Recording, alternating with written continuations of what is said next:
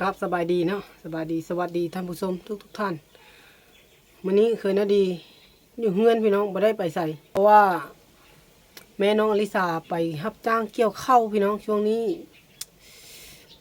ไปทุกวันเลย เพราะว่านาทงนั้นเกี่ยวแล้วแบบยังแต่นาปลาจ้อยอยู่นาบ้านกุดควายแต่ว่าข้าวยังบ่สุกแม่น้องอลิสาแล้วกับปลาจ้อยพากันไปรับจ้างเกี่ยวข้าวช่วงนี้พี่น้องเคยนาดีก็เลยต้องได้อยู่เฮือนอยู่บ้านดูแลลูกสาวตอนนี้ลูกสาวนอนรับอยู่เคยนาดีก็เลยออกมาเฮ็ดกินแต่งอยู่พวกกินเคยนาดีก็บ่ได้ไปทางใดก็เลยบ่ค่อยมีคลิปลงพี่น้องแต่ว่ามื้อนี้ตัดสินใจแต่ว่ามื้อนี้จะมาถ่ายวิถีชีวิตเคยนาดีเนาะดูแลลูกดูแลลูกสาวอยู่บ้านว่าสิเป็นจังไดเนาะว่าสิรอดหรือบ่หรือว่าสิเป็นจังไดเพราะว่าส่วนหลายก็เคยนาดีบ่ได้สู้ดูแลลูกสาวนะส่วนหลายก็จะเป็นแม่เพิ่นเคยนาดีจะไปเกี่ยวข้าวแล้วก็หอบข้าวก็เลยบ่ได้อยู่แต่ช่วงนี้แม่น้องอลิสาเพิ่นไปรับจ้างเกี่ยวข้าวเคยนาดีก็เลยอยู่ดูแลลูกสาวพี่น้อยลูกสาวเคยนาดีก็บ่ได้ดื้อหรอกพี่น้อยเป็นคนที่คำฮู้อยู่ยอมรับอยู่เป็นคนที่บอกง่ายบอกฟังง่ายอยู่บ่ค่อยดื้อบ่ค่อยซนปานใดว่าซั่นซะตอนนี้เพิ่นนอนรับอยู่เนาะกำลังเฮ็ดแต่งอยู่พวกกินนี่พี่น้องข้างหลังนี่ก็เป็นเฮ็ดช่วงนี้ก็ลมตลอดเลยพี่น้องลมทุกมื้อเพิ่นตอนนี้เพิ่นนอนรับอยู่ตัวป้วนน้อยนอนรับแล้ว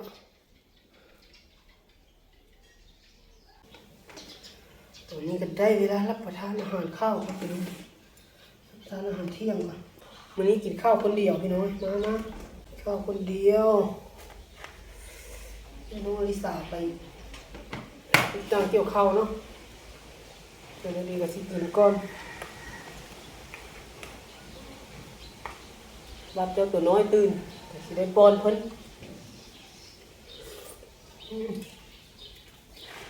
แกงกระดูกหมูพี่น้อยแกงละล้าบ่มีหยังบ่ใช่พักก็บ่มี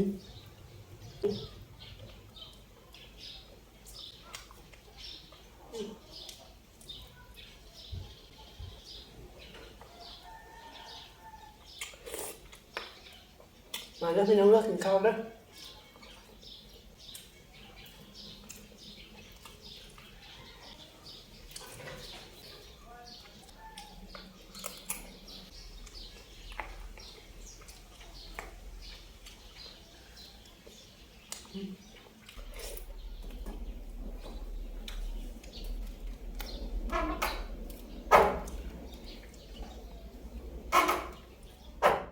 ข้าวเนาะกินข้าวเนาะบอกพี่น้องพี่น้อยแล้วกินข้าวเนาะเขาจานน้ำแกงให้ก็ได้เลยบอกให้สบายดีลูกสบายดีบ๊ายบายน้องลูกกินข้าวเนาะกินข้าวเดี๋ยวจูบล้าบ่ลูกกินข้าวก็ลูกแซ่บบ่ลูกกินข้าวกินข้าวแซ่บบ่ทางเพลงบ่ลูกพอเลยบ่พอเลยเอ้าป้ายินเสียงเพลงบ่ได้เลยเนาะพอเลยเนาะ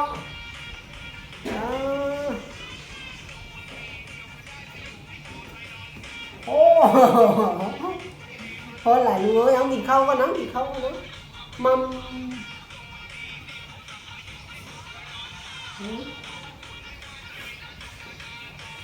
มาลูกมาเอาไว้มากินข้าวกันไว้มากินข้าวกันบ่ต้องลูกบ่ต้องเฮ้ยเฮ้ยเอาบ่ต้องมาหามากินข้าวกันมาเอาล้อเนี่ยเป็นมา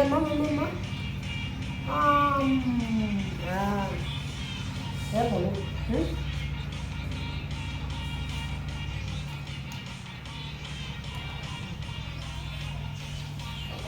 อันนี้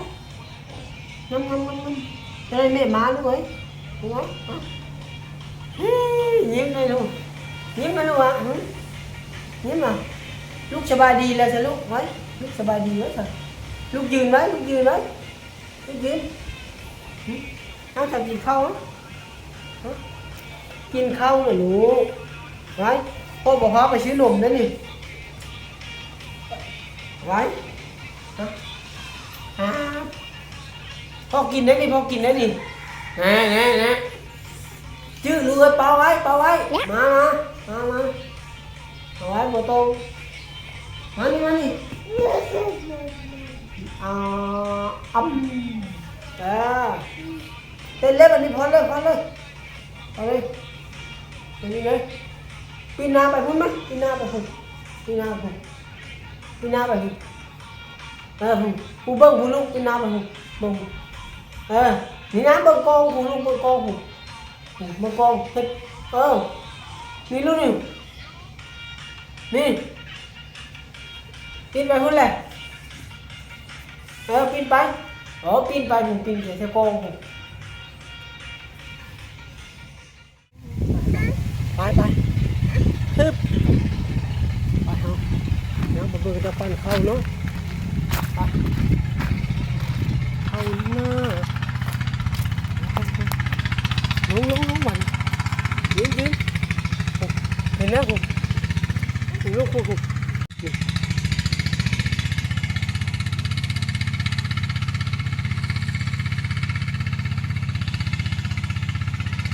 ข้าเจ้าปั้นข้าวพี่น้องเลยพาลูกสาวมาเบิ่งข้าเจ้าปั้นข้าวนาน้องพลอย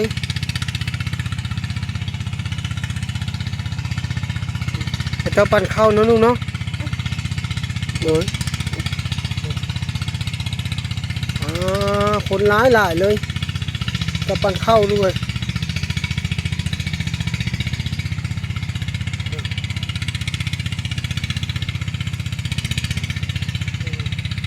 ไก่เนาะเนาะผม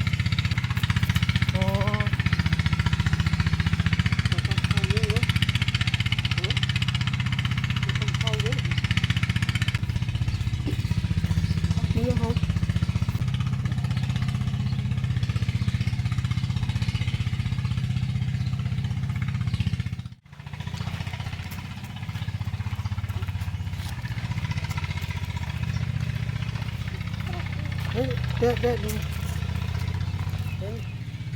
จับยิ้มเลยไหม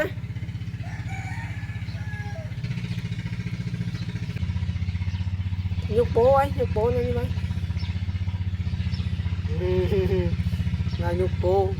ลูกยกโป้เป็นยกนิ้วชี้นี่แหละว่าลูกยกโป้อันนี้โอเคนี่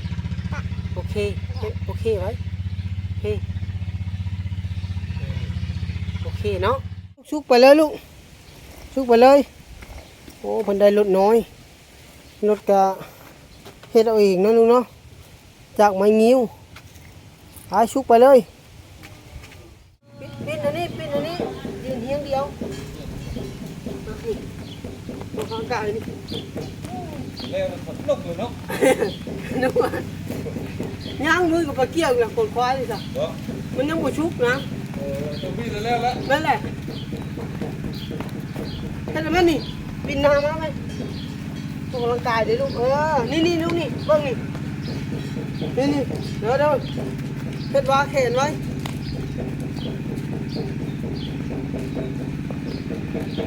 บินหน้าพี่เล่ลูกกับบินหน้าพี่อันนี้นี่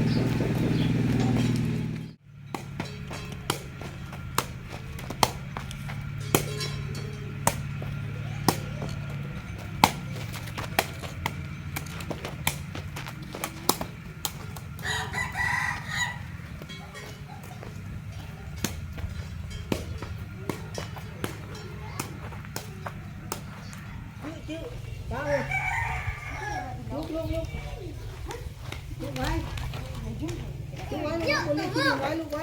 ไม่มา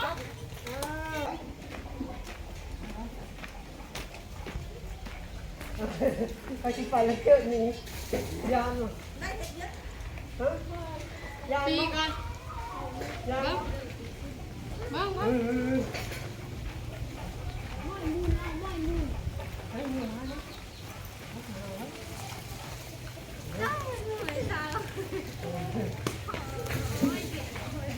แล้วปลาต้อนจ้ะ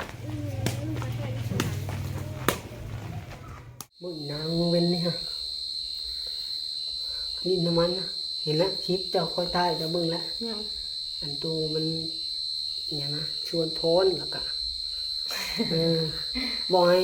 เริ่มทวิตละเปิดทวิตเขาเปิดคลิปมาให้เพื่อไปเอากล้องให้หว่าทำเท้าไปเอากล้องว่าผมบอกไปบัดเดียวฮอนบัดตอนที่แบบเอาไปถ่ายอย่างนั้นนะเฮ็ดแนวแบบเป็นตาอยากถ่ายเอาเพิ่นมามู่ถ่ายอะไรแท้เร็วตอนไปถ่ายนะเพราะมันเป็นนะแท้พี่น้องเอ้ยลมเรื่องลูกสาว สบายดี ตอนนี้ก็เป็นบรรยากาศในตอนค่ำๆเนาะพี่น้องเนาะหลังจากที่แม่น้องอลิสากลับมาแต่รับจ้างเกี่ยวข้าวพี่น้องเอ้ยเป็นจังได เมื่อย 2-3 มื้อแล้วเพิ่นไปเรียนติดเลย 3 มื้อ แม่นบ่ 3 มื้อเรียนติดเลย ได้วันเท่าใด เส้นสาว มันแสนเช้าเป็นเงินไทยก็ประมาณ200บ่ ร้อยเท่าไหร่วะ ก็แม่นแหละทอง200 ก็200เนาะ มีประมาณ200พี่น้อง 200 ต่อวัน วันละ200 ก็ช่วงนี้เคยนาดีก็คือฮู้ๆแหละบ่ได้ไปทางใดพี่น้องเอ้ยดูแลลูกสาวอยู่บ้าน ให้แม่น้องอลิสาไปเกี่ยวข้าวเพื่อหาเงินมาจุนเจือครอบครัวนี่แหละ ช่วงนี้ก็มันอยากช็อตหลายแล้วนะก็เลยจำเป็นต้องได้ พอได้ซื้อ ทางนี้ เกลือ ไปก่อน ไปนัว อ่า เนาะ แม่ มักเพชรมักอันนั้นมา อืม เป็นไดก็อยู่เฮือนก็อยู่ละล่าเนาะนอกจากซักเครื่องถูเฮือนอย่างเท่านั้นซักมื้อนี้ฝันมื้ออื่นว่างก็ต้องได้หาเงินหาเป็นไผจ้างเกี่ยวข้าวกับไปเบิดหั้นนะ ช่วงนี้จนแฮงเพราะว่า แม่น แล้วทางเงิน YouTube ก็บ่ออกพี่น้องบ่แม่นอันอื่นดอกเคยนาดีบ่ค่อยได้ไปใส่แบบบ่ฮู้สิเฮ็ดคอนเทนต์อีหยังอะนะ จักเดือนแล้วก็ แล้วบัดนี้บ่ 4 ได้ เดือนแล้วเนาะบ่ได้ อ่า เงิน บ่ YouTube นี่นะ4 เดือนแล้ว บ่มีคลิปลงนำถ้ามีคลิปลงก็น่าจะได้อยู่ดอก อันนี้คือฮู้แหละคือพี่น้องฮู้แหละว่าเคยนาดีลงคลิปห้าง2 วันเทื่อนึงหรือว่า3 วันเทื่อนึงมันก็เลยเฮ็ดให้ยอดเหรียญนานเพิ่มขึ้นา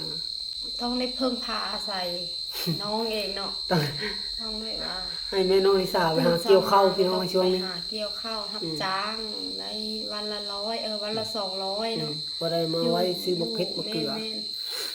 ๆมาได้ซื้อกระตุมขนมให้น้องอลิสาเนาะแต่ละมื้อ เพิ่นก็เริ่มใหญ่แล้วเพิ่นก็อยากกินขนมแอวกินมากไม้มักตอกน้ำมูกเนาะมีรถเพิ่นมาขายก็ได้ซื้อให้เพิ่นแหละต้องได้หาไปแบบนั้นเนาะก็เลยฝากลูกอยู่น้ำเคยน่ะดีว่าสิผ่านบ่แต่ว่า3 มื้อแล้วก็โอเคอยู่ อีหลักอีเหลือ น้องอลิสาเพิ่นก็เว้าฟังความอยู่พี่น้องบ่ได้ดื้อบ่ได้ซนปานใดก็ถือว่าเป็นเด็กดี เพิ่นบ่ได้ดื้อเนาะ เป็นเด็กดีผู้หนึงบ่แม่นว่าย้องเอาลูกตัวเองเด้อพี่น้องเด้บางครั้งเพิ่นก็มันก็มีดื้อมีซนแน่แหละเป็นบางเวลาเด็กน้อย เขาก็ต้องซนอยู่แล้ว แต่เฮาก็ถือ แม่ คอยบอกคอยสอนตอนนี้เพิ่นก็นอนหลับแล้วนี่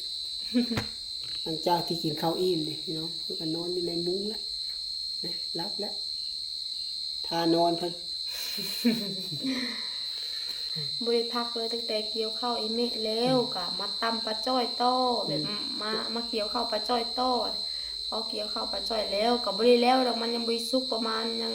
7-8ให้พุ่นล่ะ กล้ามื้อใดจะสิได้ไปเกี่ยวนี่ พุ่นละ4-5 มื้อเพิ่นให้มันสุกเพราะมันหากับเคี่ยวเนาะ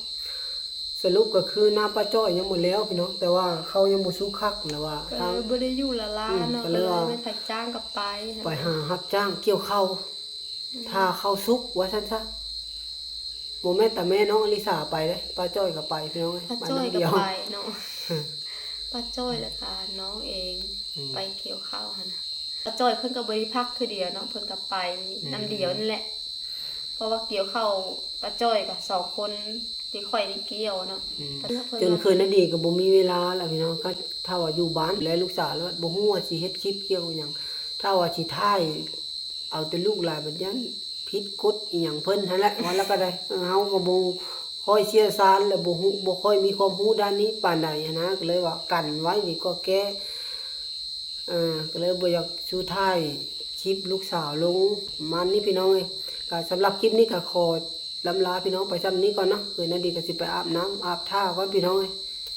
สำหรับคลิปนี้ก็ขอจบไว้ซ้ำนี้ จังไดก็ฝากพี่น้องกดไลค์กดแชร์กด ก ติด ด ตา ติ ม ดตามให้กำลังใจพวกน้องๆเนี่ยเด้อ ขอถามพี่น้องเนี่ยถ้าสมมุติเคยนั้นดีอยู่บ้านไปสิเคยนั้นดีคิดบอกว่าเฮ็ดคอนเทนต์เกี่ยวกับหยังอะถ้าพี่น้อง FC ท่านใดพอฮู้วิธีก็แนะนำเคยนั้นดีแน่ แม่นมักแบบใดอยากให้เฮ็ดคลิปแบบใดก็ฝาก FC บอกเลยเด้อเพราะว่าบ่ฮู้เลยแต่ละมื้อน อกจากว่าลุงต้อมกลับมา ถ้าลุงต้อมกลับมา จะมีคลิปแน่เพราะว่าอาศัยไปกับเพิ่นไปนะเพิ่นถ้าว่าลุงต้อมบ่อยู่แล้วก็ส่วนหลายก็บ่มีคลิปพี่น้องไปคนเดียวก็ได้อยู่เข้าป่าเข้าดงแต่ก็มันก็บ่คักคือไปหลายคน แม่น อืม อยู่เวลาลุงต้อมอยู่เลย เพิ่น มีหมู่แน่นอน แม่นเพิ่นพาไปแนวแบบคึกคืนว่าซั่นซะมันม่วนไปนำเพิ่นน่ะไปน้ำเคยนะดีคนเดียวก็บ่อยากคักไปได้แล้วก็เลยอยากให้พี่น้องช่วยออกความคิดความเห็นว่าซั่นซะในการเฮ็ดคอนเทนต์ต่อไปว่าในการที่เฮาแบบบ่ได้เข้าป่าเข้าดงอยู่แต่บ้านนี่นะควรเฮ็ดคอนเทนต์จังใดแบบสินะอยากให้พี่น้องแนะนำแน่ก็สำหรับคลิปนี้ก็ ฝากเป็นกำลังใจให้เด้อ สำหรับคลิปนี้ก็ขอจบไว้ซ้ำนี้พี่น้องเลยบ๊ายบายแล้วพบกันใหม่